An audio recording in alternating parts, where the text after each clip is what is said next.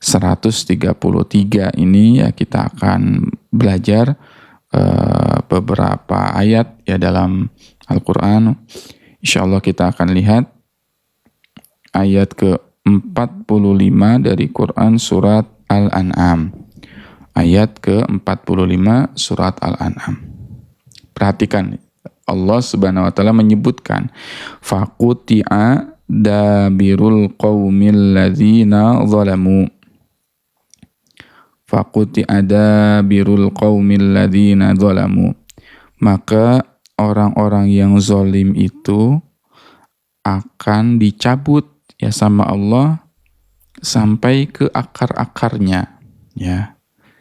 Faquti adabirul qaumil ladzina kadzabu. Faquti adabirul qaumil ladzina zalamu. Maka orang-orang yang zalim itu akan dimusnahkan sampai ke akar-akarnya. Ini sebuah kepastian bahwasannya siapapun yang melakukan kezaliman kelak oleh Allah akan dicabut ya sampai ke akar-akarnya. Ya, walhamdulillahi rabbil alamin, dan di situ diakhiri dengan kalimat hamdalah. Alhamdulillahi rabbil alamin.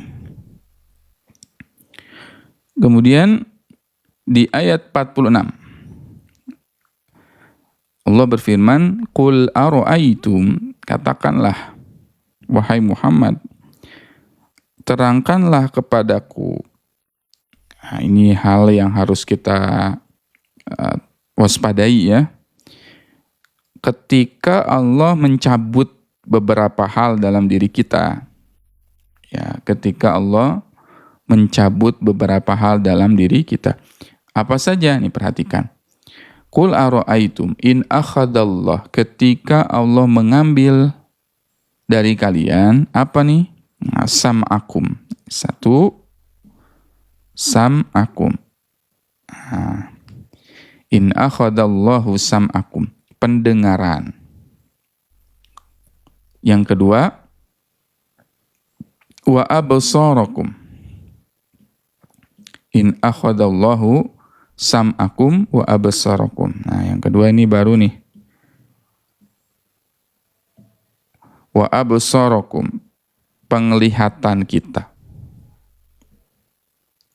Absarakum. Dan yang ketiga, wa khatama ala qulubikum, dan mengunci hati kalian. Jadi ketika Allah Subhanahu wa taala akan mencabut dari diri seseorang itu hidayah, sesuatu yang paling berharga dalam diri seseorang atau diri manusia, maka hidayah itu tidak otomatis dicabut ya. Hidayah itu tidak otomatis dicabut. Contoh, misalkan hari ini kita 1 bulan kemarin kita baca Al-Quran ya, kita mengkaji Al-Quran, kita sholat qiyamul lail, sholat tarawih, ya, baca Al-Quran, khataman Al-Quran, mengkaji Al-Quran, dan sebagainya. Ya, dan sebagainya. Nah, kita kan ingin selalu istiqomah ya sahabat Quran. Kita ingin selalu istiqomah, kita ingin terus-menerus berada dalam kebaikan ini. Ya, berada dalam keistiqomahan atau ibadah yang kita lakukan di bulan Ramadan. Nah, jangan sampai ya bulan Syawal ini kita malah menurun gitu. Malah tidak ada jejak-jejak Ramadan atau bekas-bekas Ramadan yang sudah kita lakukan. Padahal Ramadan baru pergi meninggalkan kita berapa hari? 2 hari. Mungkin ada yang 3 hari begitu kan?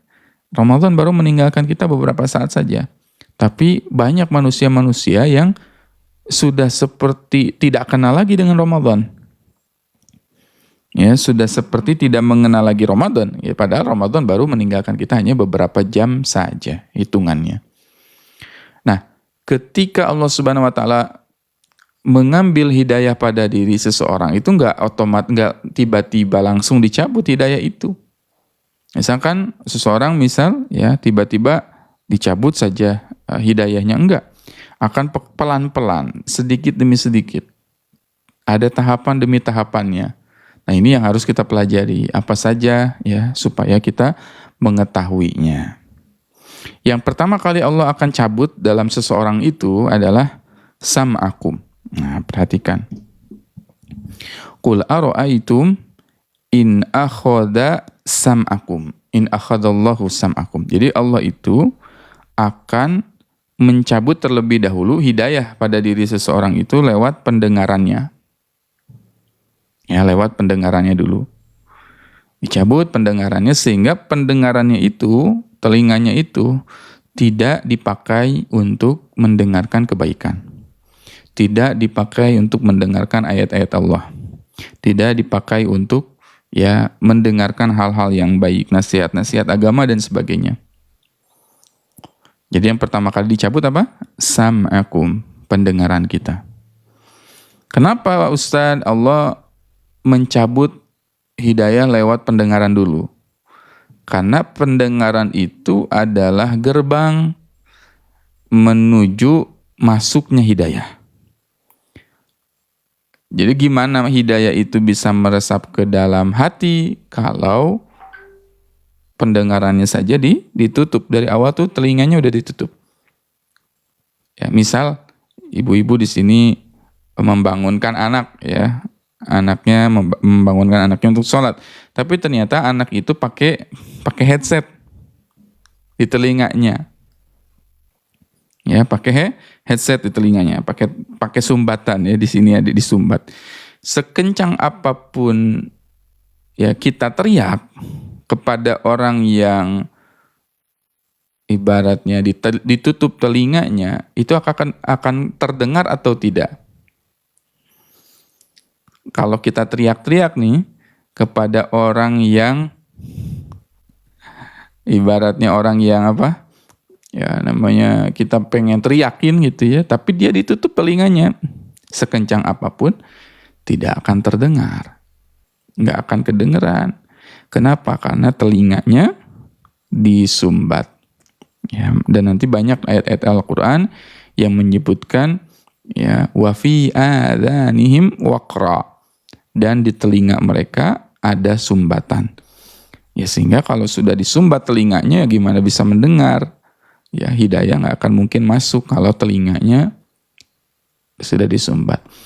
Makanya akhirnya banyak orang-orang yang ibaratnya itu bebal begitu. Udah dikasih tahu gitu tapi nggak berubah-berubah. Kenapa? Hal yang pertama kali harus dilakukan adalah bersihkan dulu ya, atau ambil dulu, atau ya ibaratnya sumbatannya ya hilangkan dulu.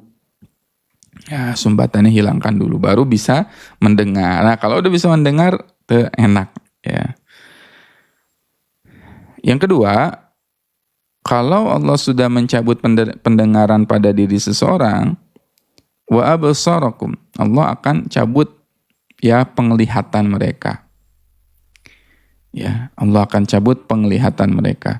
Nah, dicabut penglihatannya, ya, maksud dicabut penglihatan di sini bukan berarti jadi orang tersebut jadi buta, tadi kan? Tadi in akhadallahu sam'akum, Allah ngambil telinga, dicabut, diambil telinga pendengarannya, itu bukan berarti orang tersebut jadi nggak bisa mendengar, bukan. Tapi tidak bisa mendengar kebaikan, tidak bisa mendengar nasihat. Dicabut penglihatan bukan penglihatannya dicabut ya menjadi tidak bisa melihat atau jadi buta, bukan. Tapi absarakum di sini maksudnya apa? Penglihatan dalam ranah hati ya, penglihatan yang disebut dengan basiroh. Basiroh itu melihat dengan mata hati. Ya, basiroh itu melihat dengan mata hati. Sehingga orang yang mata hatinya itu sudah dicabut, ya udah repot. Dia akhirnya tidak bisa lagi membedakan mana yang baik, mana yang buruk, mana yang hak, mana yang batil. Dia kebingungan ya. Kalau orang nggak bisa melihat ibaratnya, bagaimana orang bisa melihat itu bisa berjalan? Ya, bagaimana orang yang bisa melihat itu berjalan? Ya, sedangkan dia sendiri tidak bisa melihatnya. Nah, dalam menjalani kehidupan kita itu butuh yang namanya pandangan mata hati yang bersih. Ya. pandangan mata hati yang bersih. Kalau kitanya bersih, hati kita bisa melihat dengan yang baik, maka insya Allah ya Allah akan membersamai kita. Sam'akum wa absarakum. Ya, pandangan yang sifatnya mata hati atau basirah. Wa khatama ala qulubikum. Dan Allah ya akan mengunci hati mereka. Nah, ini puncak-puncaknya ya. Puncak-puncaknya itu adalah ketika Allah Subhanahu wa taala mengunci hati seseorang. Wa a'udzubillahi min dzalik, mudah-mudahan kita tidak termasuk ya orang yang dikunci hatinya selepas bulan Ramadan. Karena nanti ada juga orang-orang yang setelah bulan Ramadan bukan bertambah kebaikannya, malah berkurang kebaikannya dan bertambah dosa dan maksiatnya, ya. Wa a'udzubillahi min dzalik, itu kondisi yang harus kita jauhi ya, berlindung kepada Allah. Kenapa? Kata Nabi, ya, ada manusia-manusia juga yang nanti ya ketika keluar dari bulan Ramadan sampai disebutkan kata Nabi, ya celakalah orang yang keluar dari bulan Ramadan tapi tidak mendapatkan ampunan dari Allah. Ada orang-orang yang seperti itu. Ya, rugi sekali dan celaka sekali kata Allah orang yang keluar dari bulan Ramadan tapi tidak mendapatkan ampunan. Nah, kita nggak mau nih jadi orang-orang yang keluar dari bulan Ramadan itu tapi dikunci hati kita, khatama ala qulubikum. Ya, tapi hati kita terkunci. Ya, kita inginnya keluar dari bulan Ramadan ini menjadi manusia-manusia yang hidup hatinya, subur hatinya, dengan ketaatan dan dengan amal soleh. Ya, dengan ketaatan dan dengan amal soleh. Makanya Allah berfirman, "Unzur kaifa nusarriful ayati tsumma hum yasdifun."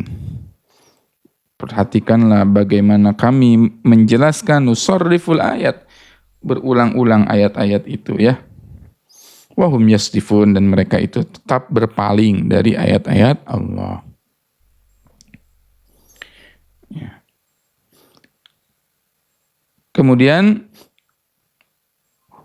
qul ara'aitum, katakanlah, terangkanlah wahai Muhammad, in atakum adzabullahi baghtatan au jahrah. Katakanlah jika datang kepada kalian azab Allah yang datangnya itu akan tiba-tiba dan jahrotan, terang-terangan. Hal yuhlaku illal qaumul zalimun. Maka tidak akan ada yang, ya, maka adakah yang diminasakan selain orang-orang yang zalim? Ya. Nah, jangan sampai kita termasuk orang yang zalim itu. Ya, kita termasuk orang yang zalim. Siapa orang yang zalim? Ya, orang yang dulunya berbuat baik, kemudian dia tidak berbuat baik. Dulunya beribadah, ya rajin beribadah di bulan Ramadan, tapi sekarang di Syawal udah kayak nggak kenal Allah gitu. Padahal ya Allah di bulan Ramadan dengan Allah di bulan Syawal ya tetap sama. Ya, Allah yang kita ibadahi di bulan Ramadan itu di bulan Syawal ya tetap sama. Makanya orang beriman ya akan tetap beribadah, akan tetap setia. Pergi ke masjid, tetap pergi ke masjid, baca Quran, saum, ya, qiyamul lail, tetap dia laksanakan. Kenapa? Karena Allah yang kita sembah, Allah yang kita ibadahi di bulan Ramadan. Kalau di Ramadan sangat semangat, di bulan Syawal pun harus tetap semangat. Kenapa? Karena Allah yang kita ibadahi yang ada di bulan Ramadan sama dengan yang di bulan Syawal, ya. Jadi kita tetap ya menjaga keistiqomahan ibadah kita. Nah, orang zalim itu adalah orang yang ya, setelah beribadah malah bermaksiat. Ya, itu yang disebut sebagai momen ba'dan nasr. Ya, hati-hati dengan ibaratnya apa disebutnya satu momen yang disebut sebagai momen ba'dan nasr. Ya, momen ba'dan nasr itu adalah momen setelah kita ditolong oleh Allah Subhanahu wa taala. Ya. Orang yang zalim itu adalah orang yang setelah ya melakukan ketaatan, dia melakukan kemaksiatan. Walladzina idza zalamu walladzina idza fa'alu fahishatan aw zalamu anfusahum dzakarullaha fastaghfaru lidzunubihim. Yaitu orang-orang yang setelah melakukan kemaksiatan, melakukan dosa fahisyah, aw zalamu anfusahum, atau mereka melakukan kezaliman, dzakarullah, mereka mengingat Allah, fastaghfaru lidzunubihim, maka mereka beristighfar. Maka ya setelah kita melakukan ibadah ya di bulan Ramadan kemarin, di bulan Syawal kita harus memperbanyak membaca istighfar. Setelah kita melakukan sholat, ya kita sholat, lihat ketika sudah selesai sholat, apa yang diperintahkan dibaca oleh Nabi? Perbanyak istighfar kan? Ketika sudah sholat pun kita banyak istighfar. Astagfirullah, astagfirullah, astagfirullah, astagfirullah. Bahkan 100 kali kita memperbanyak membaca istighfar setelah sholat. Kenapa setelah ibadah kita beristighfar? Nah, karena kita tahu bahwasannya ibadah yang kita lakukan pun itu banyak kurangnya. Ibadah yang kita lakukan banyak sekali cacatnya. Ibadah yang kita lakukan banyak sekali ya ketidakikhlasannya karena Allah Subhanahu wa taala. Kita baca Quran banyak salahnya atau banyak benernya? Ayah bunda abang kakak sahabat Quran sekalian. Kita baca Quran nih banyak benernya atau banyak salahnya? Saya yakin banyak salahnya gitu. Baca Quran itu. Kita infak banyak besarnya atau banyak sedikitnya? Pun sama, infak juga banyak yang sisa, ya, lebih banyak sisanya gitu kan. Kita berinfak dibandingkan yang utamanya. Yang utamanya. Kemudian kita ibadah banyak riyanya atau tidak riya. Maka dalam setiap ibadah yang kita lakukan itu ada peluang kecacatannya. Dalam setiap ibadah yang kita lakukan ada peluang cacatnya. Ada peluang kekurangannya. Oleh karenanya ya penting untuk kita selalu beristighfar kepada Allah Subhanahu wa taala, dan istighfar itu membuat akhirnya kita tidak ujub, tidak sombong, ya merasa mampu, merasa bisa, merasa hebat akibat ibadah yang kita lakukan. Kenapa pun kita bisa melakukan ibadah itu mutlak dan benar-benar itu semua ibadah bisa dilakukan karena pertolongan dari Allah. Ya, karena pertolongan dari Allah, atau disebut sebagai fadlullah. Ya, fadl, keutamaan atau fadlullah dari Allah, keutamaan dari Allah. Ya, Allah yang menolong kita. Kalau Allah tidak menolong kita, kita nggak bisa beribadah. Ya. Falawla fadlullahi alaikum wa rahmatuhu lakuntum minal khasirin. Kalau bukan karena fadlullah, karunia dari Allah, lakuntum minal khasirin, niscaya kita termasuk orang yang rugi. Ya, itu kata Allah Subhanahu wa taala. Ya, jadi ibadah yang kita lakukan kemarin ya harus diperbanyak istighfarnya, memperbanyak istighfar. Ya Allah, ampuni kekurangan, kecacatan, sedikitnya ibadah kami dan amal kami di bulan Ramadan. Ya, baik. Selanjutnya di ayat 48 Quran surat Al-An'am. Ya, Quran surat Al-An'am ayat 48. Nah, yang baru bergabung ya ahlan wa sahlan. Nah, kita sedang mempelajari halaman 133 Quran surat Al-An'am ya ayat ke-48. Nah, saya ingin mengajak dulu, ayo sahabat Quran kita tap-tap lagi layarnya. Yang belum share dulu kajiannya kepada ajak teman, sahabat, keluarga supaya bisa menikmati sajian Al-Quran hari ini ya, supaya bisa terus istiqomah bersama Al-Quran. Dan kita niatkan ya tap-tap layar ini untuk syiar menyebarkan kebaikan sehingga mudah-mudahan menjadi amal jariah bagi kita semua. Taib.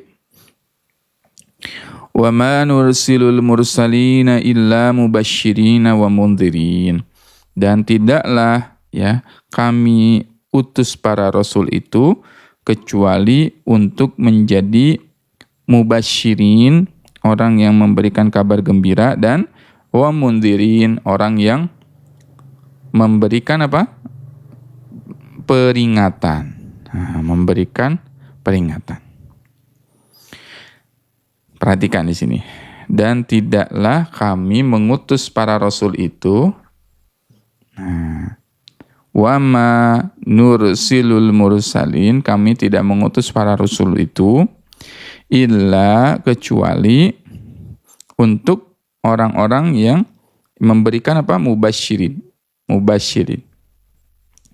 Memberikan kabar gembira, wa mundzirin, dan memberikan peringatan. Memberikan peringatan. Nah, perhatikan di sini. Ketika kita menyampaikan kebaikan atau kebenaran, ya, atau nasihat, mana yang harus didahulukan? Ya, mubasyirin atau wa mundzirin. Nah, Rasul itu selalu mendahulukan ini dulu nih, kabar gembira dulu baru peringatan. Dahulukan kabar gembira dulu baru peringatan. Ya. Kalau bahasanya gini, Rasul itu selalu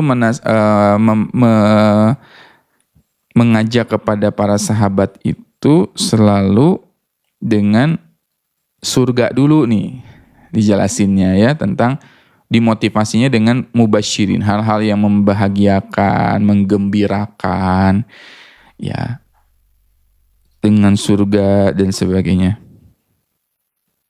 Itu namanya mubasyirin. Nah, kalau kita mau mengajak misalkan anak, cucu, sahabat kita, keluarga kita untuk beribadah, katakanlah kita pengen memotivasi keluarga kita dengan membaca Al-Quran, ya, kita pengen membaca Al-Quran. Nah, apa yang harus kita lakukan? Ya, jangan diancam dengan neraka dulu. Adek, sholat ya, kalau nggak sholat neraka lo, masuk neraka lo nanti. Adek, baca Quran ya, kalau nggak baca Quran nanti masuk neraka lo. Nah, gitu ya. Jadi ditakut-takutin terus, wa mundzirin, jadi dikasih peringatan terus. Akhirnya manusia nggak tertarik. Pakai kerudung dong gitu ya. Harus nutup aurat, nanti kalau nggak nutup aurat kamu akan masuk neraka. Mundzirin, ya. Padahal Rasul itu mendahulukan dulu mubasyirina wa mundzirin. Mubasyirin, kasih kabar gembira dulu. Coba ayah bunda senang dengar kabar gembira atau senang dengar ancaman? Senang dengar kabar gembira atau senang dengar ancaman? Oh, senang dengar kabar gembira gitu ya. Oh, ada kabar gembira nih gitu kan. Ada kabar gembira. Kita senang sekali dengar kabar gembira. Nah, kenapa kita senang dengar kabar gembira?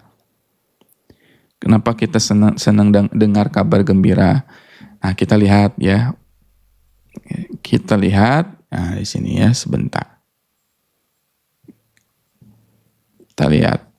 Manusia itu ya berasal dari kata basyarun.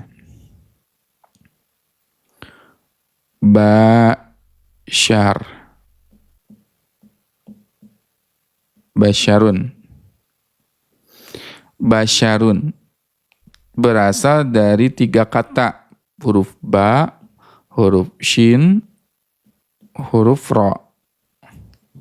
Yang unsur pembentuk kata manusia itu 3. Ba, shin, ro. Basyarun. Dan seakar kata dengan kata basyirun. Busyro, ya, atau busyro misalkan. Busyro. Ya, basyarun dengan busyro. Seakar kata 3 kata penyusunnya. Ba, shin, ro. Nah, ini artinya apa? Manusia ini, basyar ini nih, manusia ini sangat senang dengan yang namanya kabar gembira. Jadi memang tabiat manusia itu senang digembirakan. Tabiat manusia itu senang dikasih kegembiraan. senang diberi kegembiraan, ya, menyebarkan kebaikan, menyebarkan ya kabar gembira, senang dibahagiain. Manusia itu memang dasarnya memang suka dengan kegembiraan, kebahagiaan. Makanya nanti kan kata Nabi Shallallahu Alaihi Wasallam, ya, ada ibadah yang kata Nabi Shallallahu Alaihi Wasallam yang lebih baik daripada itikaf selama 1 bulan di Masjid Nabawi. Ada ibadah yang lebih baik daripada itikaf di Masjid Nabawi 1 bulan.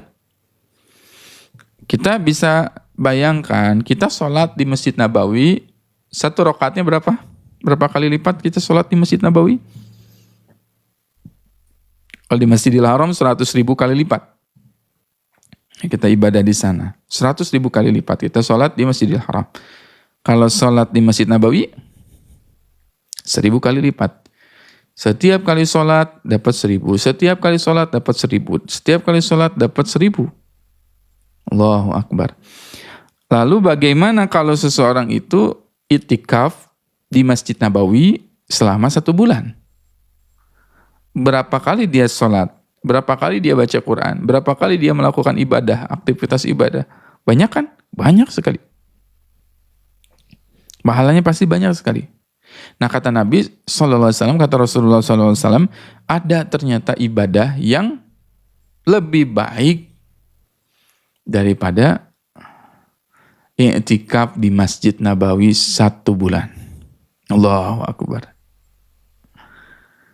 Ada ibadah yang lebih baik daripada i'tikaf di Masjid Nabawi selama 1 bulan. Allahu Akbar. Apa saja nih ibadahnya? Siapa yang kepo? Siapa yang pengen tahu apa saja ibadah yang setara dengan ibadah di Masjid Nabawi selama satu bulan? Yang pertama, betul tuh, membahagiakan orang lain. Ini yang satu ya, memasukkan kebahagiaan kepada hati orang-orang ya. Nah ini ya, coba ya. Saya pengen tulis ya di sini, ibadah yang lebih istimewa dari ya ibadah di atau i'tikaf di Masjid Nabawi. Nah, kita lihat ya. Ibadah yang lebih istimewa, ibadah yang lebih dicintai dari i'tikaf 1 bulan di Nabawi, di Masjid Nabawi ya. Apa aja? Nah, yang nomor 1, idkhalus surur fi qulubil mu'min, memasukkan kebahagiaan di hati seorang mukmin atau muslim ya. Ya, jadi pengen semua orang itu bahagia. Ya, kita memasukkan kebahagiaan ke hati seorang muslim. Contoh, ayah bunda kan ketika Ramadan, ketika Syawal ya, Lebaran, kita kan ngasih THR gitu kan. Ke anak-anak. Ngasih THR ke anak-anak, ngasih uang, ngasih hadiah, ngasih bingkisan. Itu kalau ternyata orang itu jadi bahagia gitu wasilah kita, kalau orang itu menjadi senang sekali gara-gara kita, dia bisa tersenyum gara-gara kita, itu ternyata ibadah itu lebih dicintai dibandingkan i'tikaf 1 bulan di Masjid Nabawi. Allahu Akbar. Makanya kemarin sahabat Quran, ketika kita ya alhamdulillah di Quranic Center Nabawi yang kita sama-sama ya sedang lakukan ya proyek kebaikan ini. Kemarin alhamdulillah ada zakat fitrah ya, ada zakat fitrah. Waktu terbaik menyalurkan zakat fitrah itu adalah ba'da subuh sampai menjelang sholat Aid. Itu waktu terbaik. Ya, waktu terbaik untuk menyalurkan zakat fitrah itu adalah ba'da subuh sampai sholat Id. Itu waktu terbaiknya, waktu terafdolnya. Memang itu waktu yang utama, tetapi ketika kemarin ya akhirnya kami salurkan itu zakat fitrah itu di ba'da maghrib. Ba'da maghrib akhirnya. Kita tidak jadi menyalurkan di ba'da subuh. Kenapa? Ada seseorang yang memberitahu kepada kami, Ustadz punya mukena enggak? Gitu. Ustadz punya mukena enggak? Kenapa? Karena mukena kami udah nggak layak untuk pakai. Nggak punya makanan juga di rumahnya. Dan masih banyak sahabat Quran. Ya, kaum muslimin yang ketika hari Idul Fitri kemarin nggak punya beras, ya, nggak punya makanan, ya jangankan kue, beras aja untuk dimasak nggak punya. Allahu Akbar. Makanya saya ini memutuskan ya musyawarah, akhirnya kita bagikan zakat itu di maghrib ya, ba'da takbiran. Di maghrib ketika masuk maghrib. Ini sedikit ilmu ya. Dan alhamdulillah ketika dibagikan di paket zakat fitrah kita itu ada beras, ada mukena, ada kue, ya. Itu mereka senang sekali. Alhamdulillah Ustaz, alhamdulillah. Ada mukenanya. Ya ternyata kita memang gini. Dalam beribadah itu kan kita pengen akhirnya mengambil yang afdol. Tapi ternyata tidak semua yang afdol itu juga ya bagus gitu. Bisa jadi kita tidak mendapatkan keafdolan yang pertama, ya. Contoh tadi, kita kan afdolnya itu ibadah nih. Ini afdol nih, paling bagus kan itikaf 1 bulan di Nabawi. Itu ibadah yang paling afdol.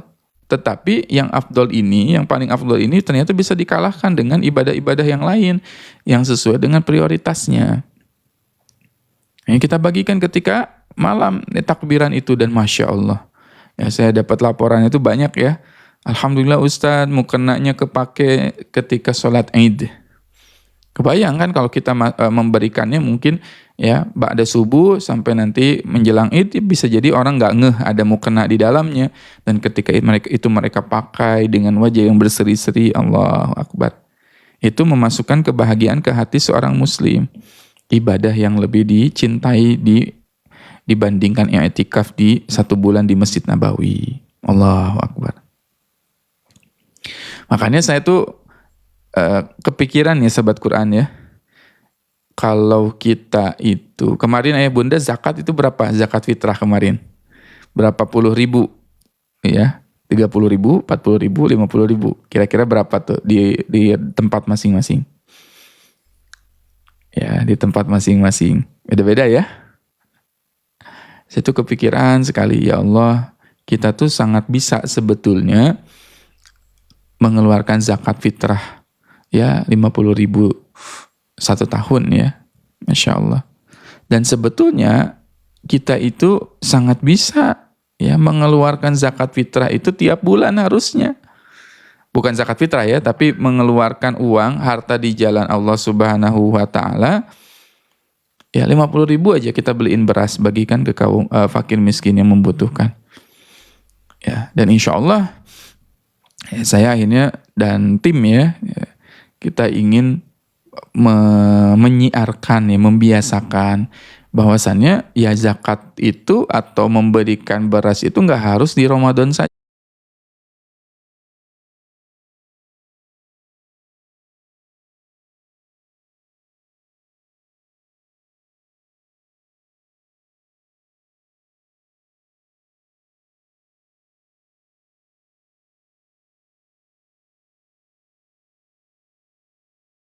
Insya Allah nanti di Quranic Center Nabawi, sahabat Quran sekalian, insya Allah kita akan rutinkan ya program berbagi beras ini, insya Allah ya, program berbagi ya. Kalau kemarin zakat fitrah, kita akan insya Allah kita akan adakan ya program sedekah beras ya, berbagi sembako kembali insya Allah. Kenapa? Karena ya spiritnya dari hadis ini. Amalan ini lebih dicintai dibandingkan i'tikaf 1 bulan di Masjid Nabawi. Kalau kita mau i'tikaf 1 bulan di Nabawi, berapa juta? Berapa puluh juta?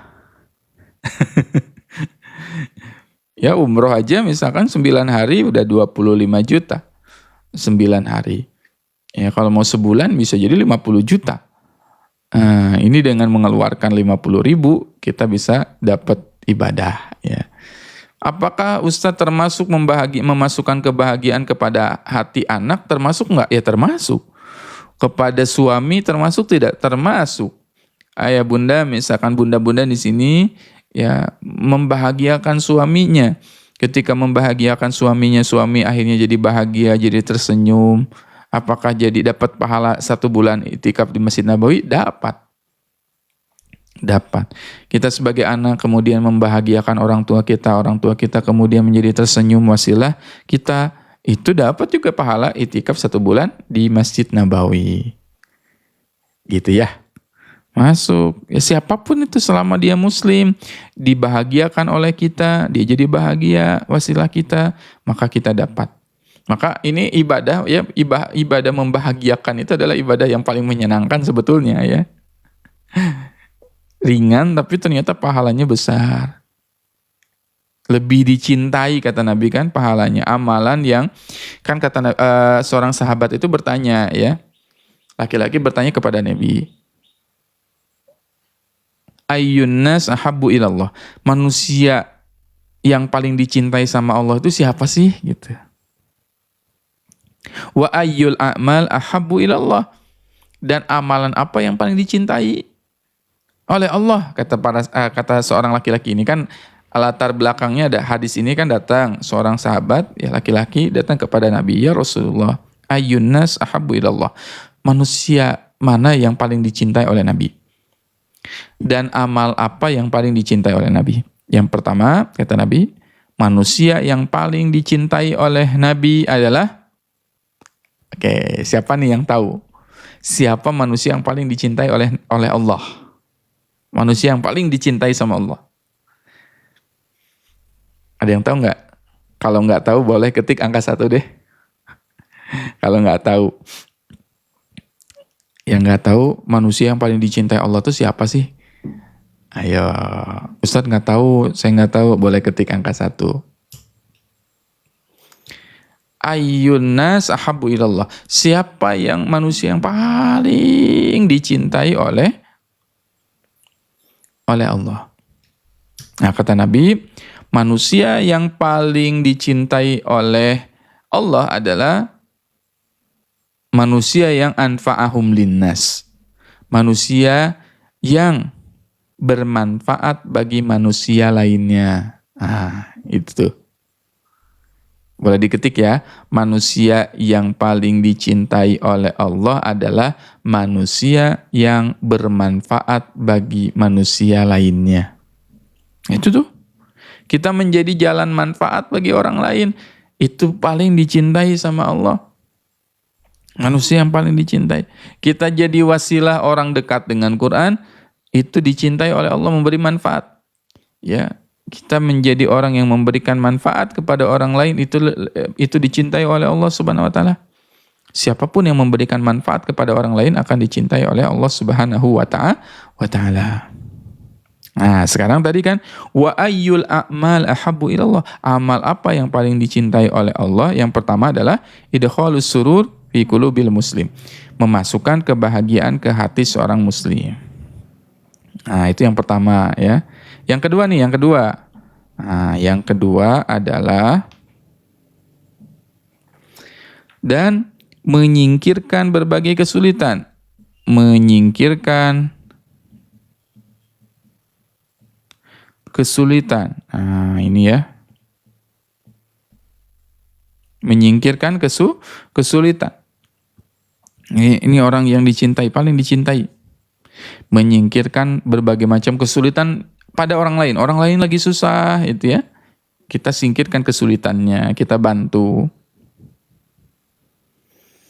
Ada orang kelihatan lagi susah gitu ya. Nah, kita bantu dia. Nah, maka itu ya amalan yang dicintai oleh Allah Subhanahu wa taala. Yang ketiga adalah membayarkan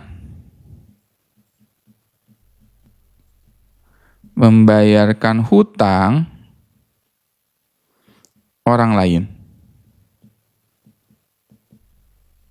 Membayarkan hutang orang lain. Misal gini, ini pasti pada nggak mau nih. Berat gitu ya, butuh ilmu begitu. Contoh seperti ini. Misal, ini kan misal, ayah bunda punya uang 25 juta. 25 juta ini untuk umroh. Punya uang 25 juta untuk umroh. Kita, sedangkan ayah bunda itu udah pernah umroh misal ya. Udah pernah umroh. Terus ada orang datang ke kita. Bu, saya boleh nggak minjem uang? Saya lagi punya hutang dikejar-kejar gitu. Mau bayar hutang nggak punya uang, boleh nggak saya pinjam? Kira-kira mau dipakai untuk umroh atau mau dipakai untuk bayarin utang orang lain? Nah, kenapa jadi sepi begini nih? Masya Allah. Mau dipakai bayarin utang atau umroh? Ustadz, saya pengen umroh gitu ya. Tapi ada orang yang datang. Nah, kalau kita lihat nih, ibadah yang lebih dicintai daripada itikaf 1 bulan di Nabawi itu ternyata adalah bayarin utang orang lain. Ya. Berapa hutang kamu? Kita nanya, berapa utangnya? Utang saya 25 juta. Lah, pas lagi dengan uang umroh kita. Uang umroh kita 25 juta. Dia datang mau minjem ke kita 25 juta. Allahu Akbar. Mana yang akan kita pilih, umroh atau ngelunasin utang? Berat Ustaz. Nah, menjadi berat kalau kita nggak tahu ilmunya. Nggak tahu ilmunya. Kalau kita tahu ilmunya, ya kita akan bayarin hutang orang tersebut. Saya bayarin nih hutang kamu. Kita umroh tuh cuma 9 hari, misalkan dengan 25 juta itu, tapi udah setara amalnya lebih baik daripada itikaf 1 bulan di Masjid Nabawi. Ya. Dan akhirnya pahalanya dapat 2. 1, pahala bayarin utang. 2, pahala umroh itu sendiri tetap dicatat oleh Allah Subhanahu wa taala. Nah, tapi ini ibadah yang butuh keikhlasan. Makanya ibadah ini kan lebih dicintai kata Allah. Ayyul ahabbul a'mal ilallah. Ayyul ahabbul a'mal ilallah. Ya, amalan yang paling dicintai oleh Allah Subhanahu wa taala. Ya, amalan yang paling dicintai oleh Allah Subhanahu wa taala. Ya, taib. Yang keempat, kata Nabi, kamu memberi makan orang yang lapar. Memberi makan orang yang lapar. Ada orang yang lapar gitu kan, kita kasih makan. Itu ibadah yang lebih baik daripada dicintai daripada apa? I'tikaf 1 bulan di Masjid Nabawi. Ya. Memberi makan orang yang lapar. Ada orang yang lapar, kita kasih makan. Allahu Akbar. Memberi makan orang yang lapar. Yang kelima. Ada 5 ya. Yang kelima, kamu berjalan bersama orang yang membutuhkan pertolongan atau menolong orang ya ketika mereka butuh pertolongan.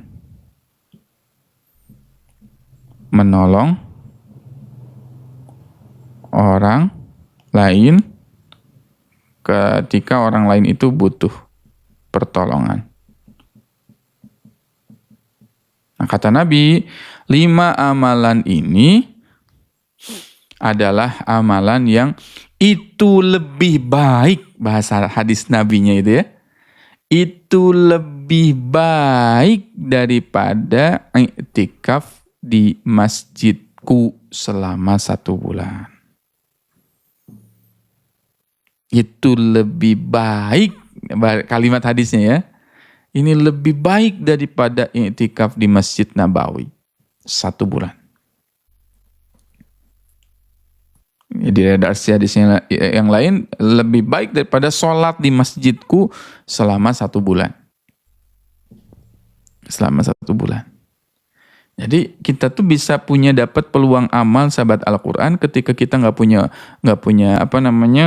uang untuk umroh, ya. Ustadz, saya nggak punya uang untuk umroh. Apa yang bisa kita lakukan? 1, masukin ke hati seorang muslim.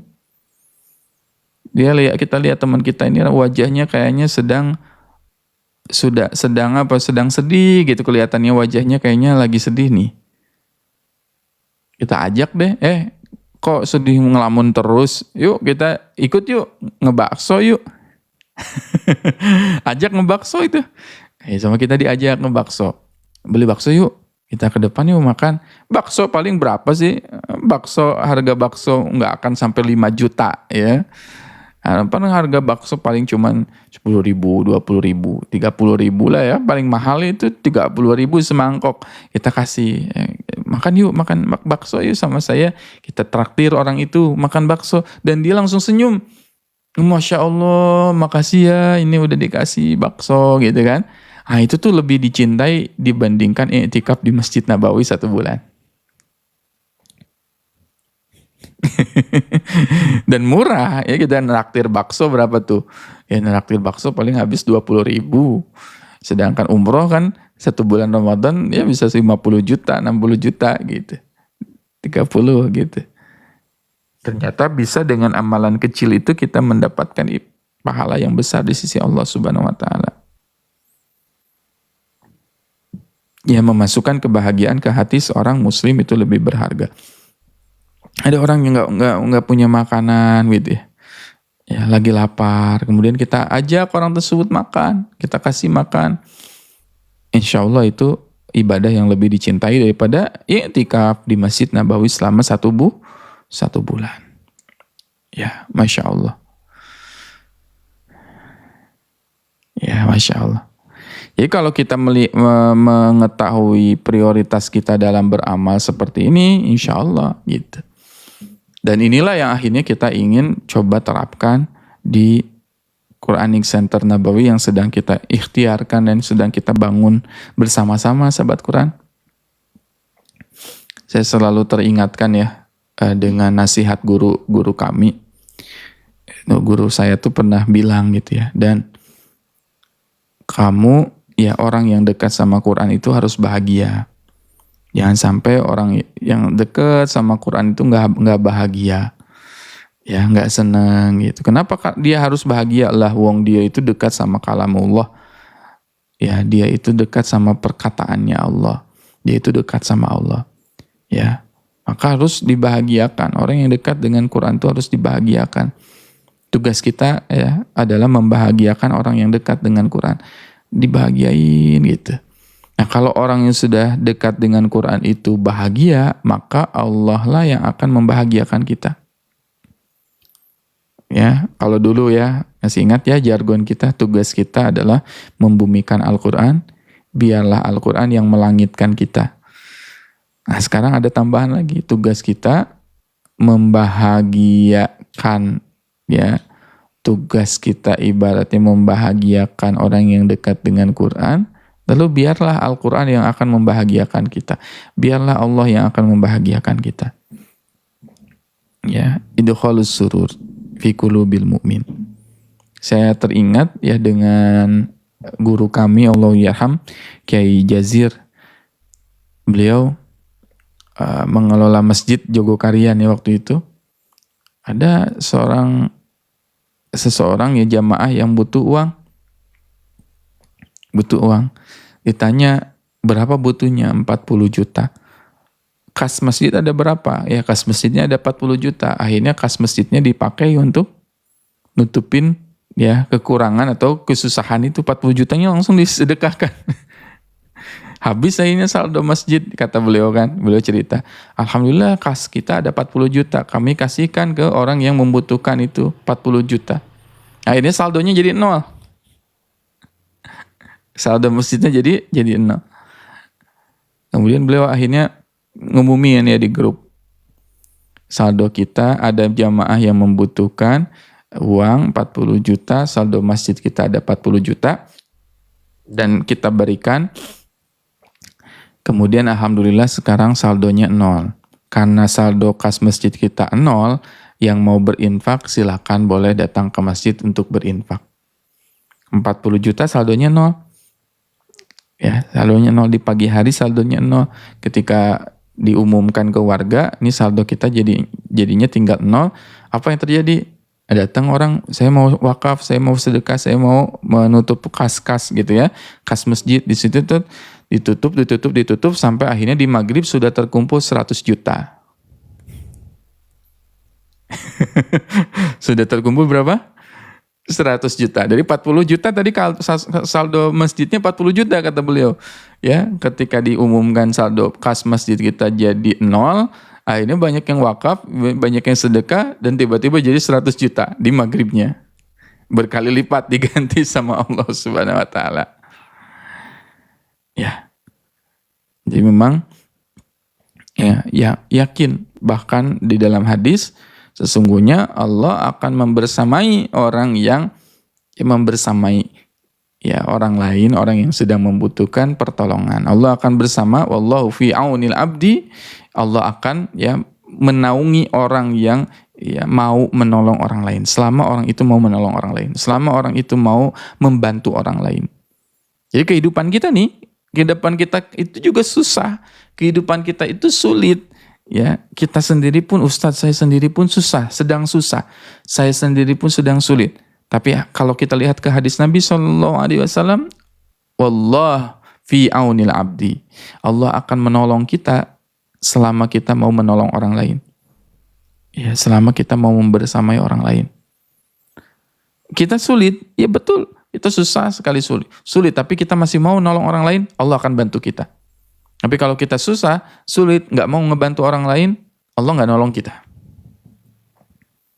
Makanya kemarin akhirnya kita di Quranic Center kan, memang program-program wakaf kita, program dakwah kita, ya kita masih ada program wakaf, ya ibaratnya untuk apa? Ibaratnya untuk membebaskan tanah ya, masih ada PR kita membebaskan lahan. Tapi ingat juga kita tuh akan ditolong ketika kita menolong orang lain. Makanya kita buat program ya zakat fitrahnya, program berbaginya, program ya sedekahnya dan sebagainya untuk orang lain. Kenapa? Karena kita ingin mendapat pertolongan dari Allah Subhanahu wa taala. Malah kalau saya tuh punya prinsip, kalau lagi susah bantu orang lain. Ya, kalau kita lagi susah, kita harus bantu orang lain. Keluar rumah, mana nih yang bisa kita tolong? Mana yang bisa kita bantu? Ustadz saya nggak punya uang. Cari masjid, ya sapu masjid. Cari masjid, bersihin WC-nya, ya. Gosok WC-nya. Cari masjid, pel. Ya, cari masjid, bersihkan dan sebagainya. Wallahi ketika kita melakukan itu, ya kita pasti ditolong sama Allah Subhanahu wa taala, ya.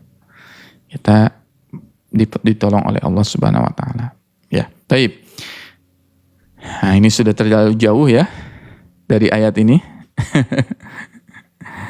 Nah, ini tadi ya, kita di sini nih mubasyirin. Jadi kita tuh punya tugas sebagai mubasyir. Ya, orang yang memberi kabar gembira kepada orang lain, ya mubasyirina wa mundirin. Nah, perhatikan di sini, faman amana wa aslaha, barang siapa yang beriman, wa aslaha, dan aslah itu apa namanya? Aslaha, memperbaiki dirinya, terus dia mau memperbaiki diri. Nah, kemarin di Ramadan alhamdulillah gitu ya, kita sudah baik, kondisi amal dan sebagainya baik. Nah, di Syawal pun kita terus memperbaiki diri, ini namanya aslaha. Jadi Syawal itu harus aslaha. Ya, Syawal aslaha. Ingat-ingat ya. Nah, di sini ya, Syawal aslaha. Spirit kita ya. Syawal itu harus aslaha. Aslaha itu artinya apa? Memperbaiki. Terus memperbaiki diri. Faman amana wa aslaha. Barang siapa yang beriman dan terus memperbaiki diri. Berarti tugas kita di Syawal apa? Tugas kita di Syawal terus memperbaiki diri kita. Faman amana, siapa kata Allah? Di sini ada fa. Fa-nya itu menunjukkan apa? Kecepatan. Ini cepat. Dia cepat-cepat beriman dan dia cepat-cepat melakukan amal saleh. Bersegera melakukan amal saleh. Wa aslaha. Apa konsekuensinya? Apa manfaatnya? Fala khaufun alaihim wala hum yahzanun.